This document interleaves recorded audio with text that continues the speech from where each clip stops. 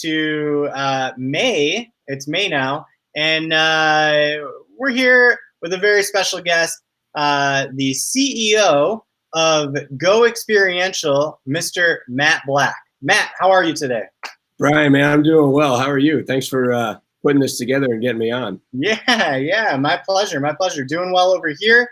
For anybody who has not seen or has no idea what's going on, this is Trusted Heard Live. As you might know, we are experiencing a little bit of pause in the event world, and I was like, what could we do that reminds people how much we all love events, right? Not just the people listening, but the people that we have on the show. And I was like, light bulb. We know all of these event companies, but we don't know their story behind them. We don't know how they got started, their background.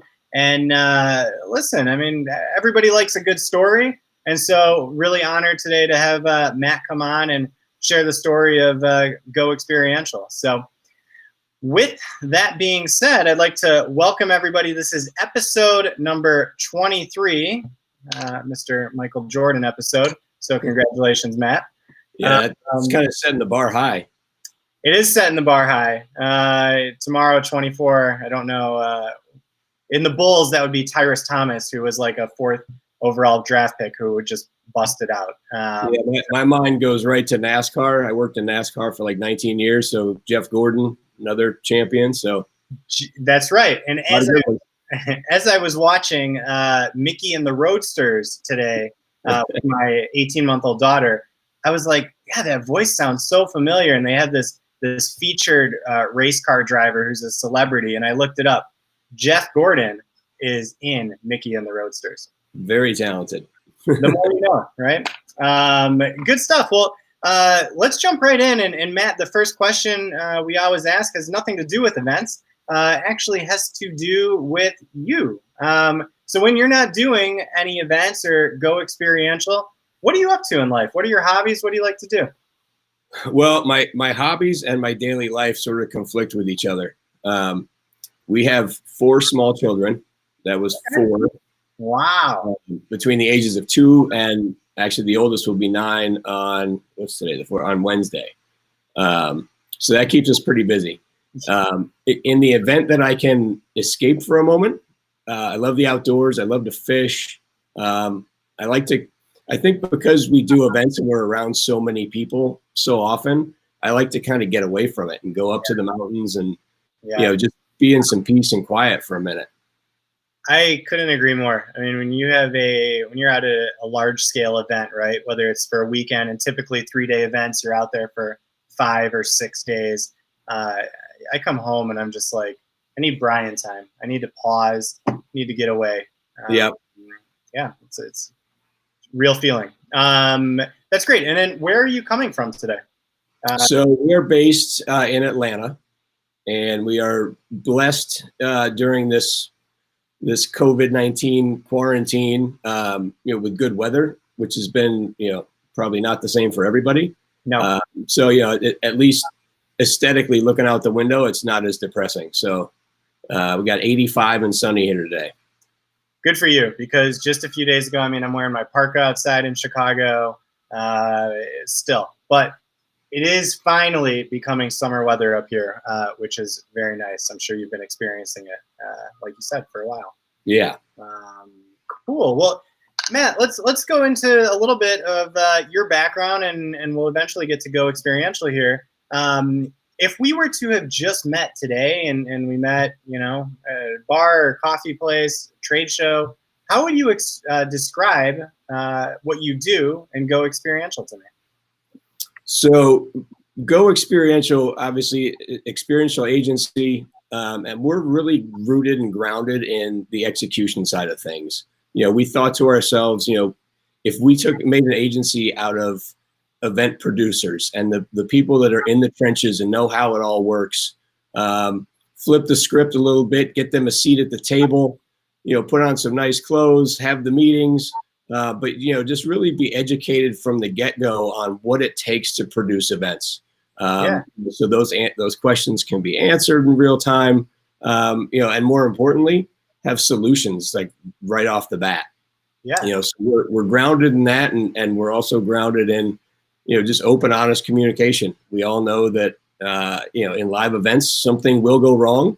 Yep. Multiple things may go wrong. And it's really how you handle it that makes all the difference. And that's where we really excel. Very nice. Very nice. So let's rewind a little bit here. Do you remember, well, that's actually the next question. What type of event work or work were you doing before you got into the event world? I actually got into the event world my senior year of college. So other than, college jobs and that sort of thing, Yeah. I'll tell you the story. I'll shorten it way down, but I was in college at Furman University in Greenville, South Carolina. I saw a job posting. All it said was Walmart, Coca-Cola, Momentum. And what I really keyed in on was the part that said $20 an hour. Mm-hmm. And as a college student, I said, I don't care what it is, I'm doing it. And it turned out to be like a local market manager deal. Yeah. 9 weeks. And they told me right up front, if you do a good job, we like to keep people on, put them on the road. So I guess I did a good job, and I weaseled my way into an interview. I graduated on a Saturday. Monday, I hopped in a 16-foot box truck with a guy named Wiley, who I had known for about 24 hours. And we headed out 7 states, 35 cities, 4 months, giving out Barks root beer for the 100th anniversary. So, nice. Yeah, it started just like that, and here I am a long time later. What do you remember most about that first tour with Barks Root Beer? I mean, the first week, did it seem surreal to you? What were your feelings like? There were a few. I think, this has been some time ago, so the job market was pretty good, I suppose. I had a lot of friends that graduated college and went right into desk jobs, and they enjoyed getting a paycheck, but it didn't take them long to say, like, man, I'm kind of bored sitting at my desk. Like, how's your job going? It's like, well, I was at the Super Bowl last month, and now I'm at this, and now I'm at that. So it really struck me that it was just the breadth of the unknown every day, and just being in new places and out meeting people, and just so much more exciting than I even knew existed. Yeah. And so you do the first tour, and was there a second tour after that, or was there then a job offer to come in-house and work at an agency somewhere? So I stayed at Momentum for a while. I finished that tour. I don't think I was back 2 or 3 days before they said, hey, we have this other thing. I think in North Carolina. They said, do you want to do that? I said, okay. Yeah. So I hopped in another truck. This time I graduated to a 26-foot truck. And went in a grand opening. I think it was for a Sam's Club. Came back from that, and it was just kind of this steamroll. And I think for me, and I'm going to answer part of a question that's going to come up later. Yeah. I think part of my success was either stupidity or just enthusiasm, where I'd never say no. I would just be the first one to volunteer to go do an event or do an overnighter or whatever it was. Yeah. And I got a lot of experience doing that. Yeah, I remember back in the early days when I was at Marketing Works, it was very similar. It was, you had all these young assistant account coordinators and ACs that would come into the office, account coordinators, and we had a lot of programs going on, right? A lot of clients, and a lot of the times it was sending out emails like, hey, does anybody want to jump on a flight tonight or jump on a flight tomorrow and head out to wherever, right? I mean, I don't want to get into the GEAUX Experiential, but as a lead, at least just looking at the name, one of those opportunities I remember was we got to go down to an LSU tailgate and had a great time there. So yeah, it's funny how that works, and it's really an amazing opportunity if you have that flexibility. Because you get to experience so much. So you're working along with Momentum, and this is a little bit different. Some of the other agencies that we've had on, because I do want to tell your story a little bit more and how you got to go experiential. So after Momentum, what did you go up to? So I left Momentum, and sorry, we're about to get photo or video bombed here by one of the children here. Say hi. Hey! Here's buddy. So I left Momentum because I got a call from a guy that I worked with there. He was one of the VPs, and he left to go start another agency called Vivid Marketing. Okay. And this was like 99, 2000, something like that. And he called me up. He said, "What are you doing?" I said, just kind of doing my thing. He brought me in. I met with he and the other owner, and they said, they just need somebody that can get in a truck and go and start running programs. And the next day I was on a plane up to New Hampshire. Wow. So, hey, buddy, go see Mama. Daddy. Sorry about that. No, you're good. You're good. I know how it is. So, all right. So you're doing Vivid Marketing, and then eventually your path leads you to IMG Live. Is that right? It did. I was at Vivid for 13 years. Okay. Which is, I think, rare these days for anybody. Went to another small shop to help them do some things, and that was sort of just a stepping stone. And then I was at IMG Live from 2014 to 2018. Okay. When we started GEAUX. What did you find in that period of Vivid and into IMG Live that you really attached onto in the event world? Was it production side? Was it client service? Was it something else? So for me, it started as production, but the more I matured, the more I learned, the more I got to deal with clients. I really latched onto the feeling that it needs to be a hybrid role to do what we do. And, to be able to speak to clients intelligently and have them understand the things that we know, because it's so niche as far as, what goes into our events, and then be able to back it up with the execution portion. So I do think it was an evolution, which is, part of what inspired me to start GEAUX. Yeah. And just sort of streamline the process, honestly. It makes a ton of sense. And in that time period, like I think back at my, 15, 16 years, and I can think of a couple events that just were an absolute blast in that, that time with Vivid and IMG Live. Did you have one or two events that you can just think off of the top of your head, or like, that was great. I really, really liked that one. Yes. So Vivid Marketing actually changed names like a lot. Okay. All these acquisitions, and it was all good things for the company. At the time, Vivid had turned into what was Team Epic. And now it all ladders up to MKTG. But either way, as Team Epic, we did twice the 100 Days Out celebration for the U.S. Olympic Committee, where we took over Times Square. And I had done activations in Times Square before, where we took over Military Island or, some little deal. Yeah. Took over 3 blocks. 3 full streets, everything from snowboard ramps to stages to synthetic ice rinks, BMX dirt tracks. Yeah. And of course, all loaded in overnight. So it was a little painful, but it's those big ones for me that really give you the sense of accomplishment, and to be able to step back and be like, man, we just did that. Yeah. I couldn't agree more. I mean, can you give everybody watching right now just a little glimpse behind the scenes of an event like that, right? 3 blocks, Times Square. Like, is this something that is planned in 2 weeks, or how long before does something like that, the conversations start taking place? Well, the conversations start pretty far out. I mean, I'd say probably 6 or 8 months. Okay. First and foremost, you got to make sure that the space is available, and lock that in. And then, there are all the ideas that sound great and never come to fruition. And then it's really, despite it not being a 2-week, planning phase, it's really the last 2 to 3 weeks where everything comes together, partly because that's where everybody's aligned, and partly because you got to do it. Has to, right? So absolutely. Very cool. So I have a very long career in event marketing, and then all of a sudden you go, I think I want to start a company. Can you tell me a little bit about that moment? Sure. It was it was something that was in my head for a long time. In fact, I still have a binder that I put together in 2003, I think, or 2002, where I was like, I'm going to do this. And it's just this mishmash of printouts and different articles that, made me feel like I was being productive. Yeah. And it went nowhere. But, it was one of those things where I just saw a different way to do what we were doing, both as a team and on behalf of our clients.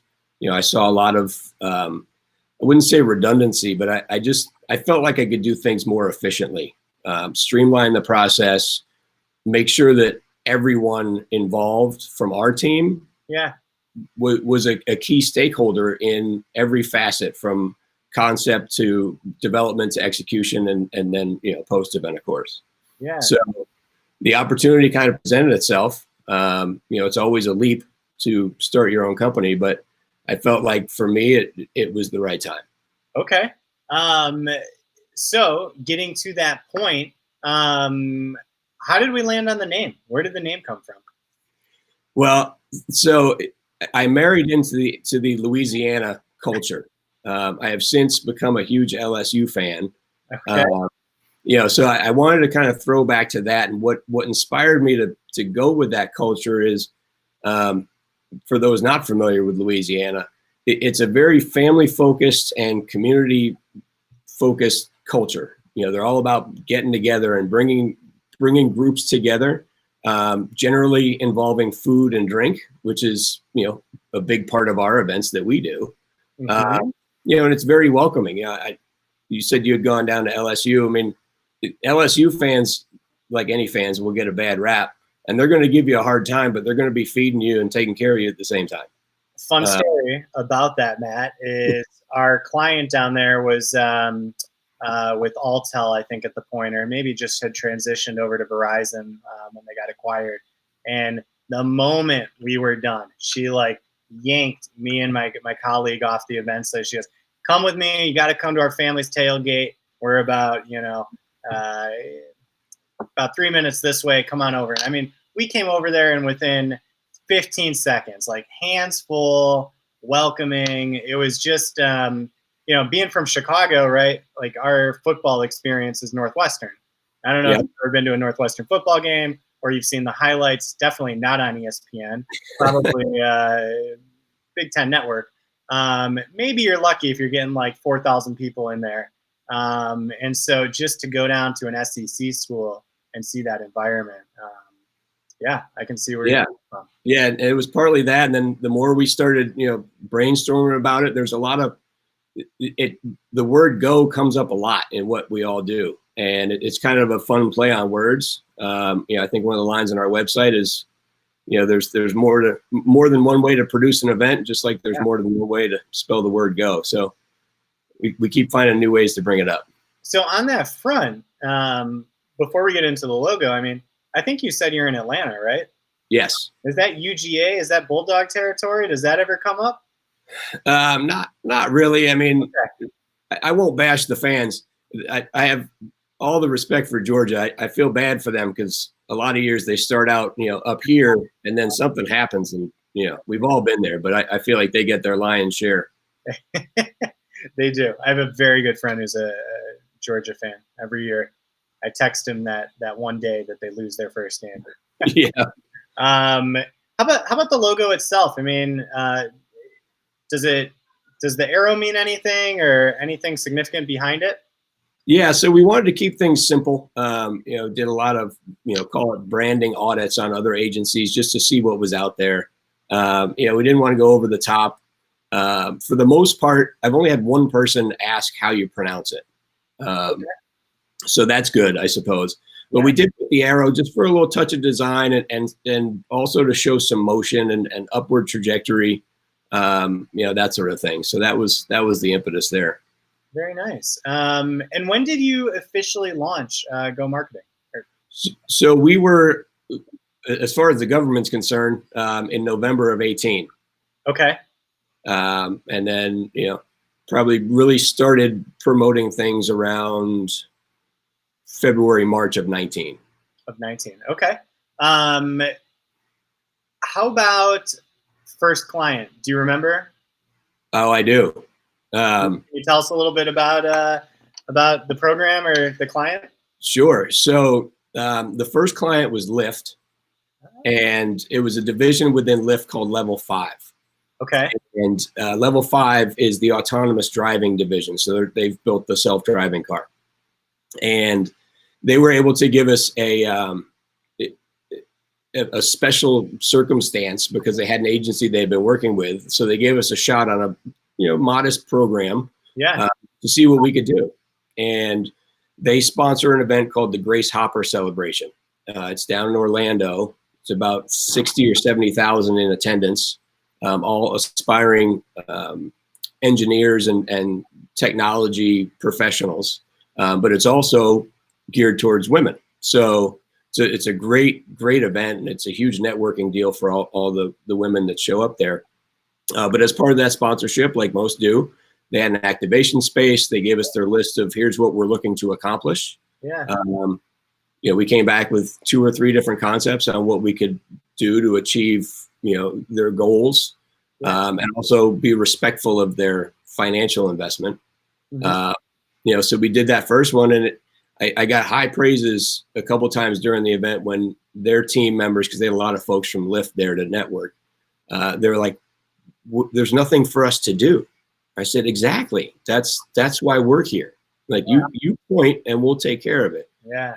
And honestly, if we're doing our job, there should be no pointing because we've already gotten in front of it. Right. That must have been such a good feeling. I mean, first time out, obviously big event with Grace Hopper, and to get feedback like that. It really inspired me, and it solidified me that, it wasn't so much about, the agencies I had worked for as much as it was, the way I treat people and the way our team treats people. Yeah. So it was like, it really didn't feel too much different. Yeah. But when I sat back and thought about it, I said, yeah, this feels a little different. In a great way. Yes. Was there a time last year at any point? I mean, and maybe the Lyft one was coming out of the gate, but where you kind of thought, hey, this is another great program. Like we're kind of on our way a little bit. So Lyft was a good one. The next opportunity we had was with Warrior Sports. Okay. They are the manufacturers of hockey and lacrosse equipment, and they have a sponsorship with the ECHL Hockey League. So we did an activation there. So what was really, humbling and making me enthusiastic about things was we were getting recognition and opportunities from big brands. Yeah. And for us, as a young agency, it's about the opportunity. We just give us that first shot, and you're going to see things differently.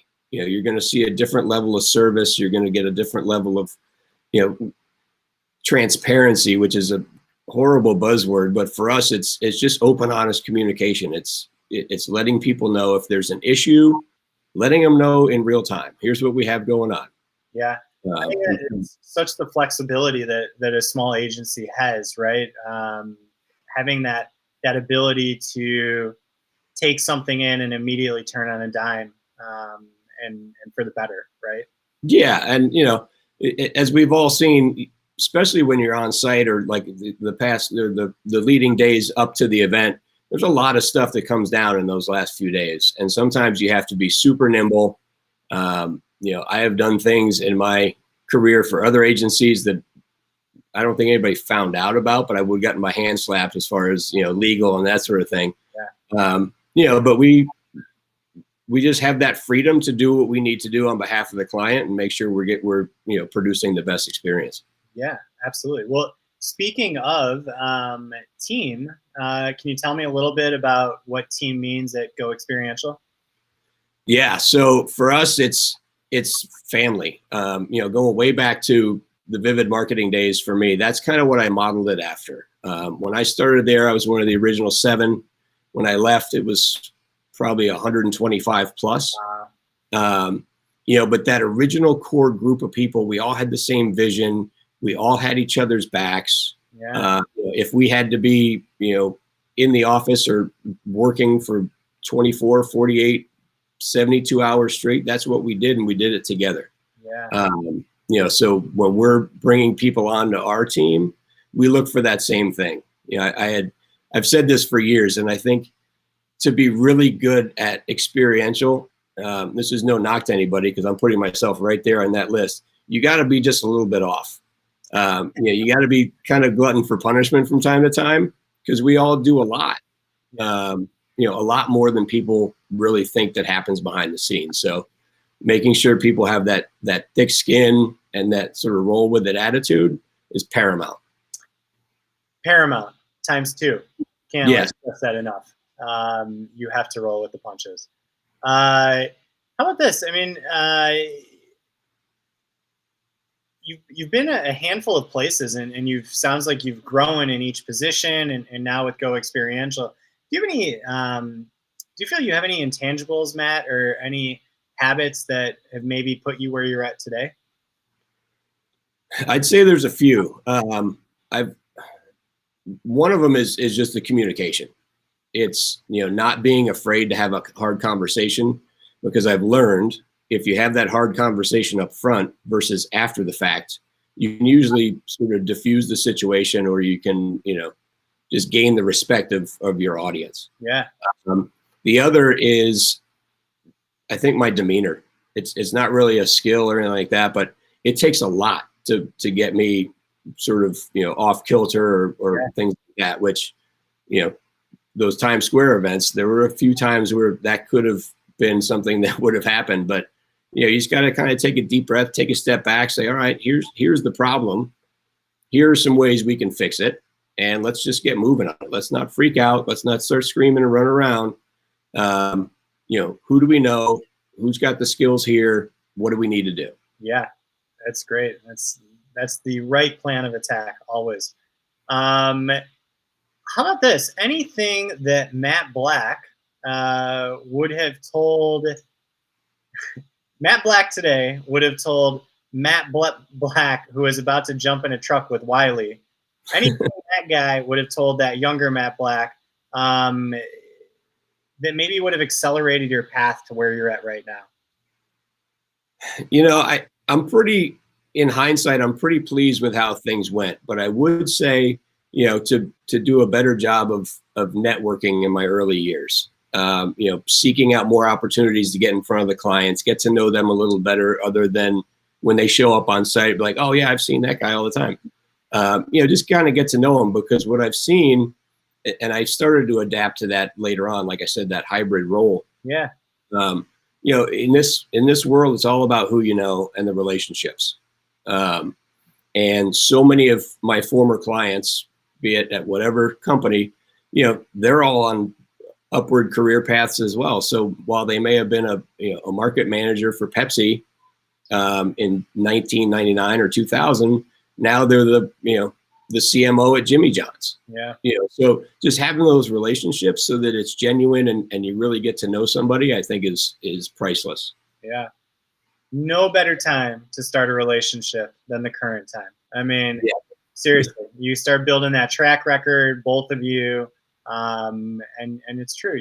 Everyone goes their different paths, but as long as you keep in touch, that's something that's important. Everybody, if you're just joining us, we're here with Matt Black, CEO of GEAUX Experiential. He's coming to us from the beautiful Atlanta, Georgia. We have a couple more questions here. If you have any other questions, feel free to drop them in, and we'll get Matt out of here on those with the audience ones. Matt, does GEAUX Experiential hire workers? We do. You do. Great.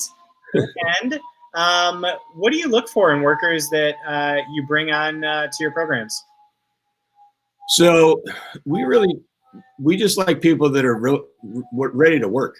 We make it clear up front, whether it's in a labor capacity or a brand ambassador capacity or an account role, what the expectations are. And we're going to work hard. We're going to play hard. If people need to take a break, let's just talk about it. We're not, we've dealt with all the unions and all that sort of thing. And a lot of times we won't do, depending on where we are and what we can do, we won't do like the traditional union breaks and all that. We'll tell them up front, like, look, you're going to work our hours and we're going to just push right through, but we're also going to have catering brought in. We're going to feed you. We're going to take care of you, but you gotta be one of us. Yeah. Cause you're not working for us, you're working with us. And that goes from the top to the bottom, any role that we need. Listen, I'm sold. I mean, I'm ready to fly down to Atlanta right now. Like, if someone's watching this, whether it be today, tomorrow, in a couple weeks, and they go, I really like this Matt Black. I like what he's saying. I like, what's been said about it, Go Experiential and his vision. Um, where can workers go to find opportunities, or at least send a resume or information along for future stuff? Sure. So there's a few ways. We have our website, which is herewego.com. And again, you can see the spelling for go. We have our Facebook page. We have a LinkedIn company page. There's an info email on our website. Full transparency, that info goes to me. Yeah, welcome to email me directly. It's matt@herewego.com. So, whether somebody wants to send a resume for opportunities, or if there are any questions or any networking things I can help with, or just industry tips, happy to help out. Super, super. Let's see here. We do have a question that, try to keep it positive, but we can't ignore what's going on in the world right now. How about this one, Matt? Like, when events do start to come back up, and I've heard from a couple agency owners that they're starting to get some briefs come around their desk again. People are eager to get back out there, clients, brands, etc. When it comes to that process happening, and state guidelines and local guidelines of exactly the measurements that events need to fit into to go on, do you feel that that's going to fall on the client's shoulders? Do you feel that's going to fall on the agency or the production company's shoulders? Or is it really going to be a joint effort in your thought? I would hope it would be a joint effort. At the end of the day, I think it's going to be the agency's responsibility to know the ins and outs and the rules and regulations, loosely based. And I don't mean to, this is not a true comparison other than the fact that it's something that exists from a code thing. Building codes and engineering codes are different everywhere you go. You can build something that works just fine in Atlanta and you can't use it in California, and so on and so forth. So I think it's going to be on us to really go state by state, city by city, and be as buttoned up as we can. Just kind of roll with it. And also, like I said, have those hard conversations when the state or local guidelines conflict with what we're trying to achieve. Bring it up to the client right off the bat, and come, not just tell them about it, but tell them what the situation is. And we never go to anybody with a situation without having 2 or 3 options on how we can proceed to still accomplish the goal. Yeah, I think it's going to take an all hands on deck approach, right? Certainly by the city putting it on, the organizer, et cetera. I think it's a great question. You just mentioned again 2 to 3 options, and I wanted to ask this to you a little bit ago when we answered the question about sending lift. 2 to 3 different options for a proposal. When you're doing a proposal, is that something that you like to do? It provide a little bit of a flavor difference, or did that just happen to be that scenario?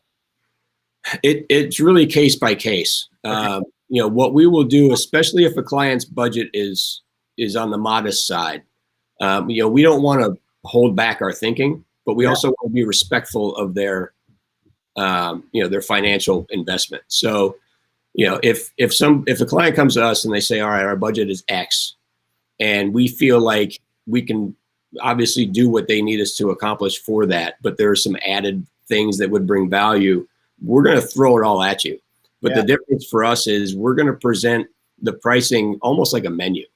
So the total budget may be over what they said they wanted to spend, but you can easily remove these add-ons to get to where you want to be. It's just showing them the value in A, what we can do, and B, how it's going to affect their ROI at the end.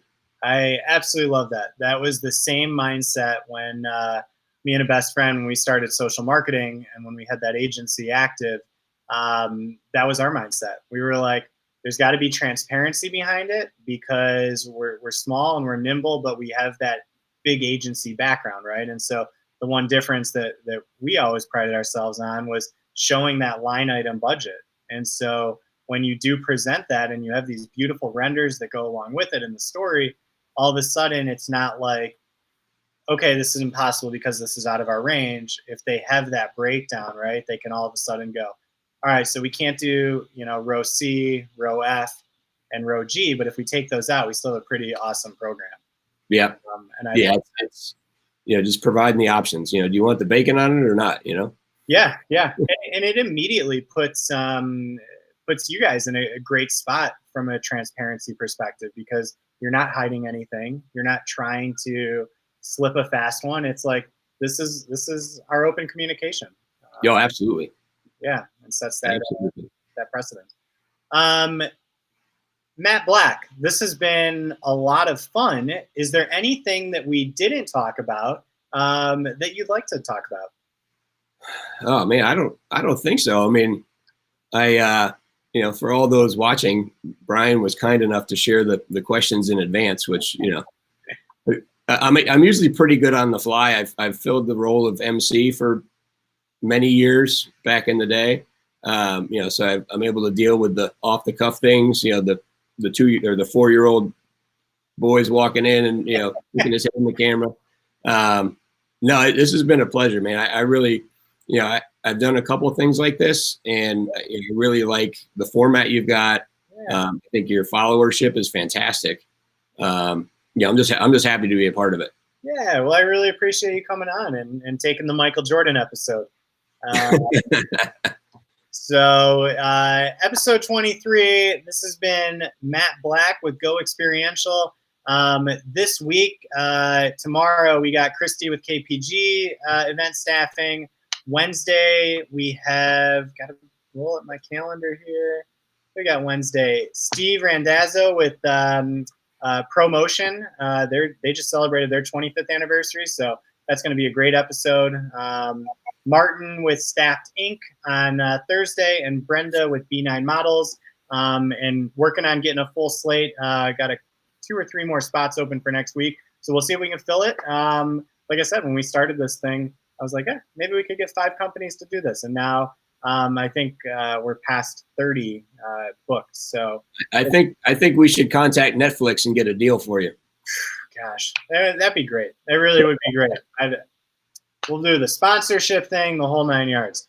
I mean, we could activate it, all sorts of options. Well, if you know anybody, Matt, I'll put a call in. Please do. And everybody, tonight at 6 p.m., I'm going to be doing a special Trusted Herd live, Facebook Live from the page, to talk a little bit about new features and what that means for everybody, and why I'm very excited for all event workers that are on Trusted Herd. So good stuff. Again, thank you for joining us this Monday. May the 4th be with you. Had to get it in there. And we will see you all later. Thanks, everybody.